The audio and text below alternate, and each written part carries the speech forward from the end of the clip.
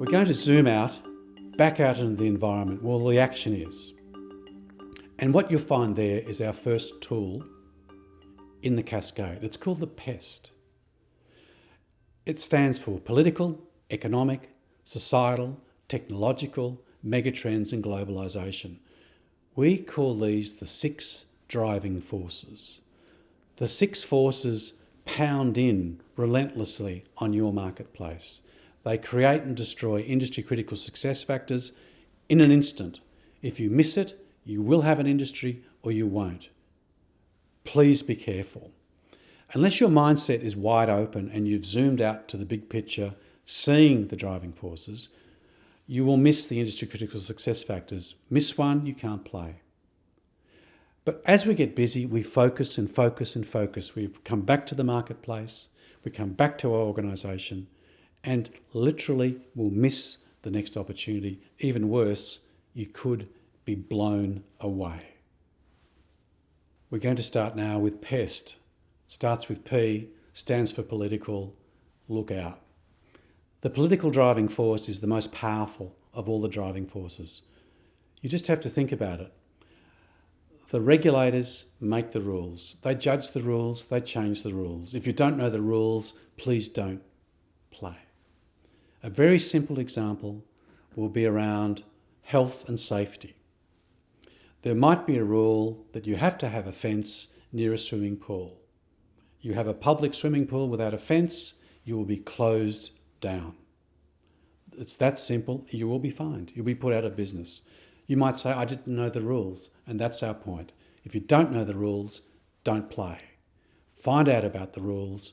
But what's interesting about this is that the regulators warn months, if not years ahead, that the rules are going to change. The entrepreneurs are aware of this. They see what's coming, grab the opportunity, and take full advantage of that force. They move from being reactive, I didn't know, to proactive, I saw it coming, I grasped the opportunity. Please take them off. Please understand the most powerful force. The second driving force is the economic driving forces. That's not just about your local economy or your country's economy. It's about the global economy and how it affects you where you live, where you trade, where you do business. When the economy goes up in your area or down in another area, another country, another economy, you've got to really understand about what people think and feel about their ability to spend money with you. What's important about the economic driving force is the creation of tangible and intangible value, the industry critical success factor. Do you provide tangible value, what it costs, and the intangible about what you feel, about the brand, about what people seek out, what they really value. A classic example is a pair of jeans. And we all know what they cost. They could be cheap, they could be expensive. The high fashion brands, the raw material is essentially the same. How come some jeans are 10 times, 100 times the price? It's the intangible value that drives that pricing.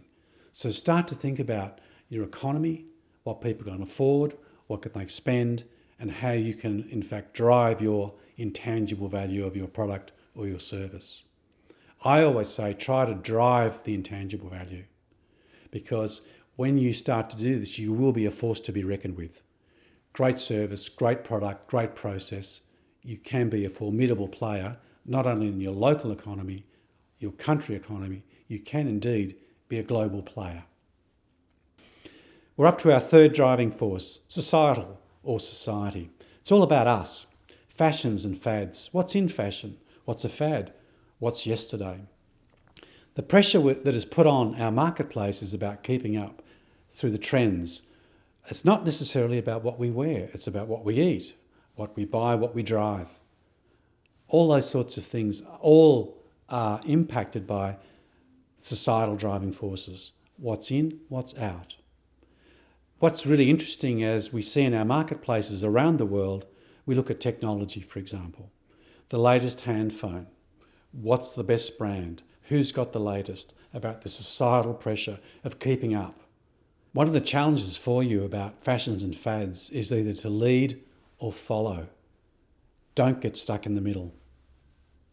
We're on to our fourth driving force, technology, the technological driving force.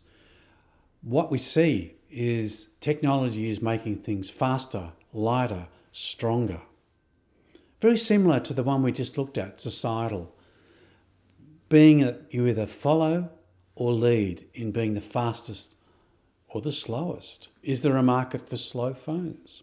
It's interesting we call the latest telephones, hand phones, cell phones, mobile phones, smartphones, as if you're going to go into your shop and order a dumb phone. What's interesting about this is that in some markets, the cheapest phones, and we see the trends internationally now, very cheap, low option, are selling more and more and more because those markets cannot afford the smartphones of other marketplaces. We also look at technology around mobile phones.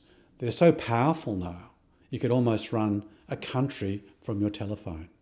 I wonder whether you could do that. Would you ring the right country? The other and last point about technology, which I particularly find fascinating, is that is it helping us or is it actually working with us to make us work harder?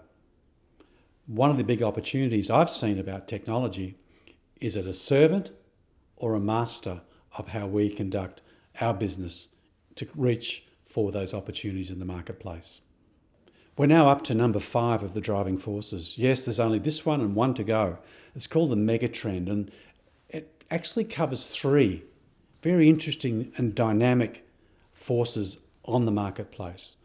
The first being the ageing population of the world.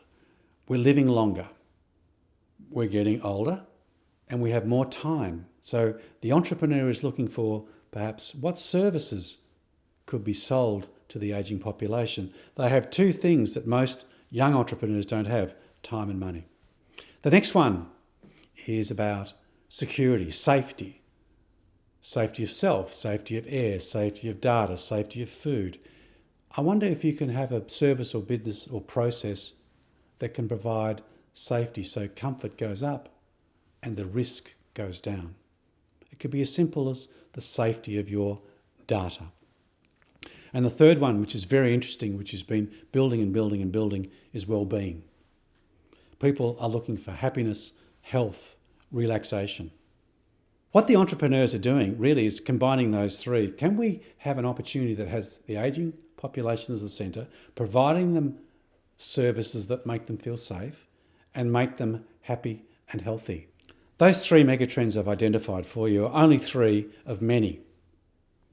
What I want you to see, can you, is what megatrends are emerging or dominant where you are in which part of the world. Can you take advantage of them? Can you make a difference with them? Can you grow your opportunity with them? The last driving force, number 6, globalisation. I find it fascinating that we talk and talk and talk about people, movement, goods and services. We are a global market. You may have heard of the global village.